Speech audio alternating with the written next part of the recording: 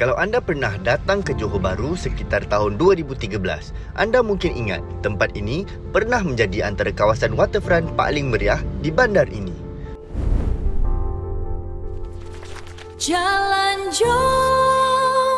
Terletak kira-kira 7 km dari pusat bandar Johor Bahru. Kawasan ini sebenarnya merupakan projek pembangunan tepi laut yang dirancang sejak awal tahun 2000.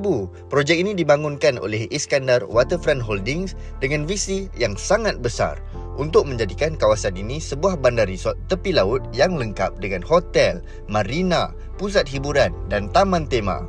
Lokasinya dipilih di sini kerana menghadap Selat Johor dan sangat dekat dengan Singapura. Sekitar tahun 2012 hingga 2015, Dangebe berada di zaman paling meriah. Di sini pernah ada Dangebe Theme Park dengan permainan karnival, lampu berwarna-warni dan pelbagai rides. Harga permainan masa tu sekitar 20 hingga 30 ringgit setiap ride. Ramai keluarga dari Johor Bahru, malah pelawat dari Singapura datang ke sini untuk lepak pada waktu malam. Tapi selepas beberapa tahun, keadaan mula berubah. Beberapa tarikan mula ditutup, pembangunan menjadi perlahan dan taman tema ini akhirnya berhenti beroperasi sekitar hujung tahun 2010. Kawasan yang dulu sangat meriah perlahan-lahan menjadi lebih sunyi. Hari ini, Dangebe masih mempunyai pembangunan seperti Country Garden Dangebe dengan ribuan unit kediaman tepi laut.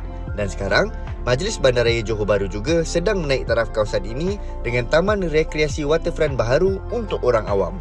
Persoalannya sekarang, adakah Dangebe akan kembali meriah seperti dulu? Kalau anda pernah datang ke sini masa zaman theme park dulu, cuba tulis di komen tahun berapa anda datang. Dan kalau anda suka cerita tempat-tempat menarik, sejarah bandar dan lokasi unik di Malaysia, jangan lupa untuk follow dan subscribe Jalan Jom.